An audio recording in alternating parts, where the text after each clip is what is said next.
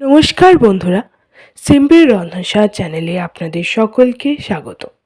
আজ আমি আপনাদের সঙ্গে আমাদের সকলেরই পছন্দের একটা রেসিপি শেয়ার করে নিচ্ছি, কড়াই কিমা আলুর দম।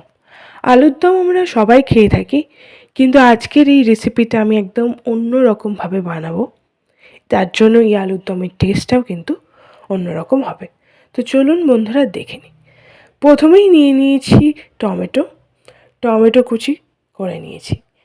এর সাথে কড়াই কিমা বানানোর জন্য কড়াইশুঁটিটাকে খুব ভালো করে জল দিয়ে ধুয়ে নিয়েছি।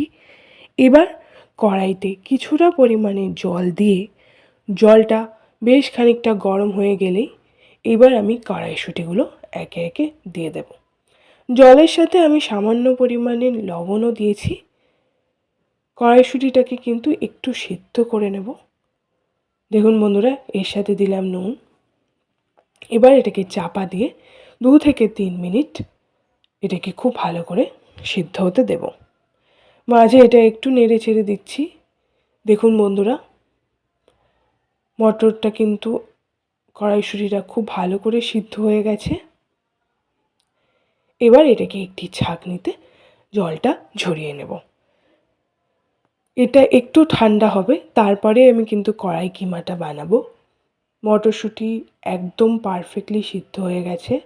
দেখুন বন্ধুরা, এবার আমি এই সিদ্ধ করা কড়াইশুঁটিটাই মিক্সার গ্রাইন্ডারে দিয়ে একটা পেস্ট বানিয়ে নেব। কড়াইশুঁটির পেস্ট রেডি। এবার কড়াইতে 3 চামচ সাদা তেল দিয়ে তেলটা ভালো করে গরম হয়ে গেলে প্রথমেই আমি দিয়ে দেব আমাদের কড়াইশুঁটির পেস্ট। যদি আপনাদের সময় না থাকে তাহলে কিন্তু আপনারা কড়াইশুঁটিটা কাঁচা অবস্থাতেই পেস্ট করে নিতে পারেন। আমি কিন্তু এখানে সিদ্ধ করে পেস্ট করেছি, তাতে কিন্তু এই কড়াই কিমা বানাতে সময়টা খুব একটা বেশি লাগার কথা নয়।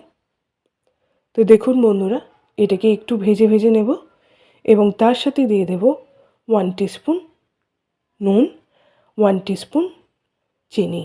যেহেতু আগেই নুন দিয়েছি তাই এখানে কিন্তু অল্প পরিমাণে নুন দেব, খুব বেশি নুন দেব না। 2 থেকে 3 মিনিট পর এবার আমি 5 ফোড়ন দেব। ফোড়নটা ভাজা ভাজা করতে হবে বন্ধুরা, এবং অবশ্যই খেয়াল রাখতে হবে এটা আস্তে আস্তে লাল লাল ভাজা হবে, কিন্তু যাতে পুড়ে না যায় সেই জন্য আমি এটাকে মিডিয়াম আঁচে পুরো রান্নাটা করব।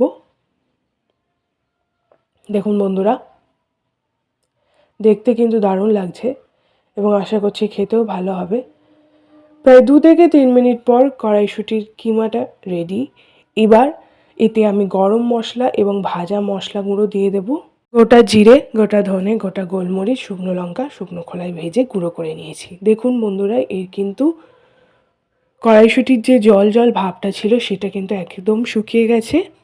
এবং আপনারা যদি চান তাহলে বাইন্ডিংয়ের জন্য কিন্তু 1 চামচ বেসনও এতে দিতে পারেন, তাও কিন্তু হবে। এবার আমি এটাকে একটি পাত্রে তুলে নেব, কারণ কড়াইশুঁটির কিমা একদম পারফেক্টলি রেডি হয়ে গেছে। কড়াইশুঁটির কিমা রেডি। এবার এটাকে কিন্তু ঠান্ডা হতে দেব। তো এটা ততক্ষণ ঠান্ডা হোক, অন্যদিকে আমি আলুর দমের উপকরণগুলো রেডি করে নিই। প্রথমেই একটা মশলা তৈরি করে নেব বন্ধুরা। তার জন্য নিয়ে নিলাম আদা, শুকনো লঙ্কা 4 থেকে 5টা, গোটা জিরে, গোটা ধনে, গোটা গোলমরিচ একসাথে বড় চামচের 1 চামচ দিয়ে দিলাম। এবার এটাকে খুব ভালো করে মিহি পেস্ট বানিয়ে নিতে হবে। দেখুন বন্ধুরা, আদা, জিরে এবং লঙ্কার একটা মিহি পেস্ট বানিয়ে নিয়েছি এবং ঘরে তৈরি মশলা দিয়েই আজকের এই রান্নাটা আমি বানাবো। কোনো কেনা গুঁড়ো মশলা ব্যবহার করব না। মশলা বাটা রেডি। এবার এটাকে একটি বাটিতে আমি তুলে নিলাম। আলুর দম বানানোর জন্য প্রথমেই প্রেসার কুকারে আমি আলুটা দিয়ে দেব, যাতে আলুটা সিদ্ধ হয়ে যায় ঠিকঠাকভাবে। দেখুন বন্ধুরা, আমি এখানে কিন্তু 6 থেকে 7টা আলু দিয়েছি। আমি একটু বেশি পরিমাণেই বানাচ্ছি, প্রায় 8-9টা মতো আলু দিয়েছি। এবার আমি জল দেব, পরিমাণ মতো জল দেব, যাতে সমস্ত আলুটা কিন্তু খুব ভালো করে জলে ডুবে থাকে। দেখুন বন্ধুরা, এবার এটাকে মিডিয়াম আঁচে কুক করে নেব বেশ কিছুক্ষণ প্রেসার কুকারে দিয়েছি, খুব একটা বেশি সময় লাগবে না, খুব কম সময়ের মধ্যেই আলুটা সিদ্ধ হয়ে যাবে। দেখুন বন্ধুরা, আলু সিদ্ধ একদম রেডি হয়ে গেছে এবং সব আলুগুলোই কিন্তু ভালোভাবে সিদ্ধ হয়ে গেছে। দেখুন এর গায়ে কিন্তু একটা চির মতো আসছে।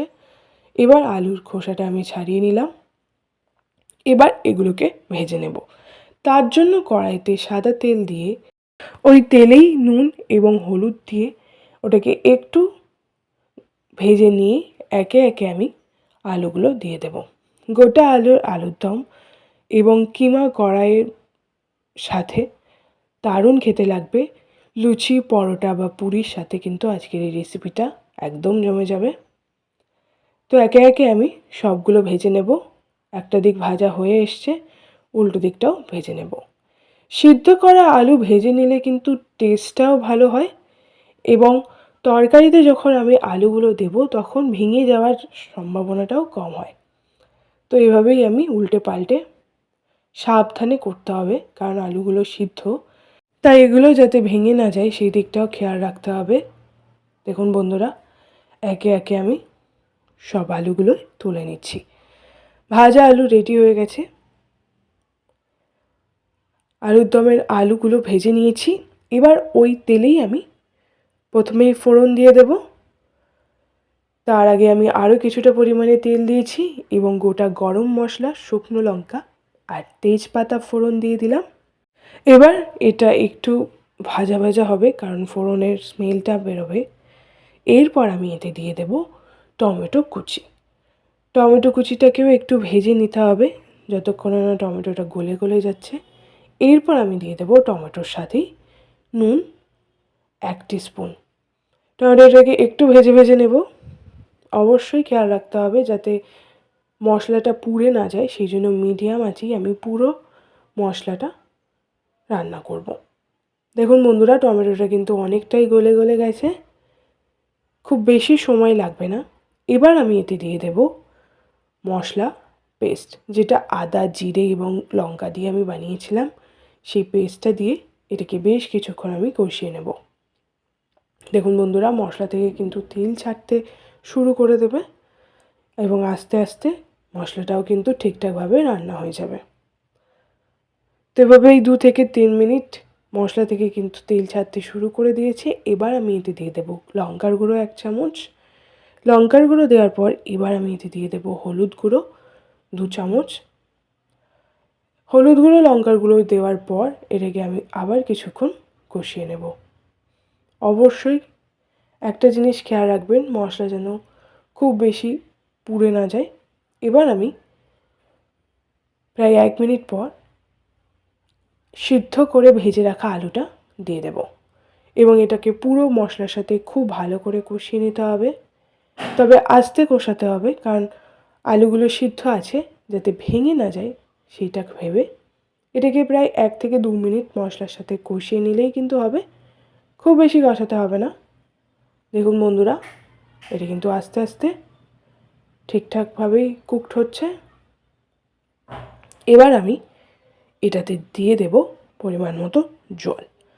যেহেতু আলুর দম বানাচ্ছি তাই একটু ঝোল মতো থাকবে, তাই একটু জল দিয়ে দিলাম। তবে জলটা কিন্তু আপনারা নিজেদের ইচ্ছা মতোই দেবেন।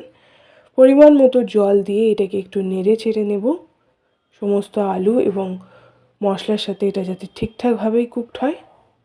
এবার আমি এটাকে কিছুক্ষণ চাপা দিয়ে রেখে দেব, কারণ এটাকে চাপা দিয়ে রান্না করতে দিতে হবে, তাহলে কিন্তু এটা ঠিকঠাক হবে। ঢাকনা খুলে দেখে নিলাম।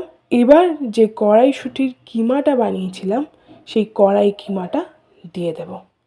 সেই গ্রেভিটা বা সেই পুরটা এতে দিয়ে দিলাম এবং কড়াই কিমাটা দেওয়ার পর এটাকে কিছুক্ষণ আমি ঢাকনা দিয়ে ফুটতে দেব। দেখুন বন্ধুরা, আলুর দম, কড়াই কিমা আলুর দম কিন্তু একদম রেডি হয়ে গেছে। এটাকে নেড়ে চেড়ে নামিয়ে নিলেই কিন্তু আজকের এই স্পেশাল রেসিপিটা তৈরি হয়ে যাবে, যেটা কিন্তু লুচি, পরোটা বা ফ্রায়েড রাইসের সাথে দারুণভাবে খাওয়া যাবে। ওপর থেকে গরম মশলা এবং ভাজা মশলা ছড়িয়ে দিয়ে সার্ভ করে নিলাম। তো অবশ্যই আমাদেরকে কমেন্ট করে জানান এই রেসিপিটি আপনাদের কেমন লাগলো। বাড়িতে ট্রাই করুন, ভালো লাগলে লাইক করে দিন, শেয়ার করে দিন, আমাদের চ্যানেল সিম্পল রন্ধনশালীকে সাবস্ক্রাইব করে দিন, পাশের বেল আইকনটি প্রেস করে দিন নতুন ভিডিও নোটিফিকেশন পাওয়ার জন্য এবং আমাদের সাথে থাকুন। ধন্যবাদ।